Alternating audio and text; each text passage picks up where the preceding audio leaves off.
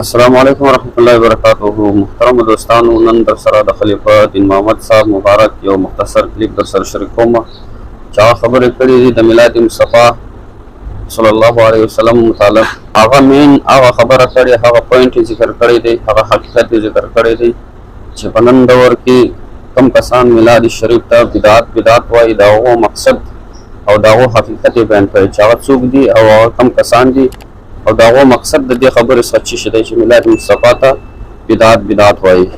نو راځئ مختصر یو کلیپ دی دا را سره واورئ، په دې سایټ کې در سره پلی کوم، بیا به تاسو ته هم پته ولګېږي چې هغه کسان میلاد شریف ته بدعت وایي، د هغو مقصد او هدف چې دی.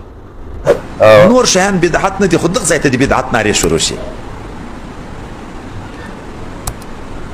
یوم ازادي پاکستان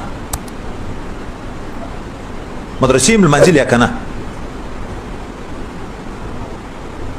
یوم ازادي افغانستان، یوم استقلال، علما ټول خلک لمانځي که نه لمانځي؟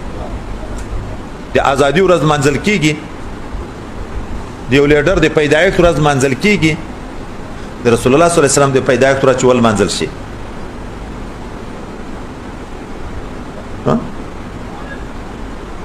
وجه دا ده چې نور خلک لګیا دي موږ د دین نه لرې کوي.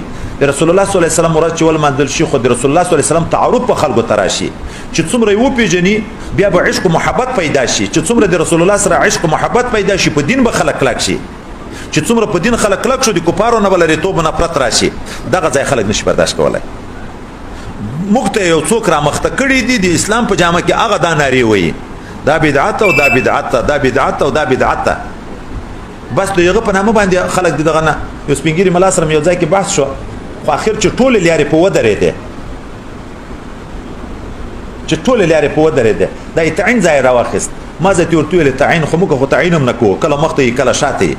د بې تعینه تا شپېته اویا کاله عمر د سپین ږیري ملا یې په د اویا کاله کې د یوه ورځ د دغه دوشنبې ورځ هم نه د میلاد شریف د 12 ورځ هم نه د ربیع الاول په ټول کال کې یوه ورځ د په ټول عمر لمانځلې وای نه.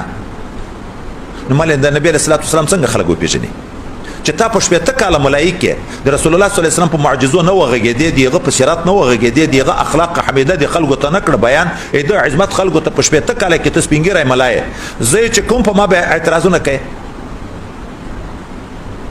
ما یې کوو په معینه ورځ چې هغه اخر ځای د بدعت دغه بولې، خو بې تعینه په دا شپېته کاله کې دې کړي نه.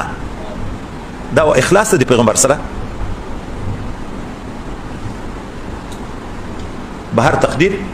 نو هغه کتابونه دغه ځای ما مطلب دا و، دغه ځای د بخاري هم په دلایلو کې یو دلیل را نقل کوي، نور دلایل هم ذکر کوي، یو دام ذکر کوي چې ابو لهب ته هم ګورئ د دغې خوشحالي پایده رسیږي چې مشرک ده، د نبی علیه السلام دښمن ده، یقیني په جهنم کې ده.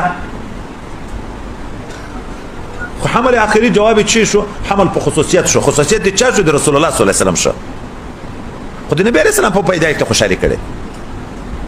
محترم دوستانو، همداسې خبره لکه خلیفه صاحب مبارک چې وفرمایل چې کم کسان په خپله په ټول ژوند کې یو ورځ د میلاد شریف محفل نه دی جوړ کړی، نه میلاد شریف لمانځلی دی، او چې موږ تاسې جوړوو نو هغه ته به دوی بدعت وایي. مقصد د دوی همدغه دی چې خلیفه صاحب مبارک بیان کوي، ځکه دوی نورو ته کار کوي، ځکه چې میلاد شریف جوړېږي نو په هغه کې د نبي کریم صلی الله علیه وسلم اسوه حسنه، اخلاق، شمایل د دغو شانو ذکر کیږي. نو دا ذکر چې عوام ته کیږي نو په دې سره د نبي کریم صلی الله علیه وسلم سره محبت پیدا کیږي، او د دغو کسانو چې دا بدعت ورته وایي نو دوی نه غواړي چې د نبي کریم صلی الله علیه وسلم سره د مسلمانانو محبت پیدا شي. نو چې کله محبت پیدا شي نو بیا خو د دوی کار بندیږي، د دوی کفارو چې کوم مقصدونه دي هغه ورباندې ختمیږي. نو ځکه دوی نه غواړي چې میلاد شریف جوړ شي او میلاد شریف ولمانځل شي، مسلمانان محبت د نبی کریم صلی الله علیه وسلم سره نه غواړي چې زیات شي.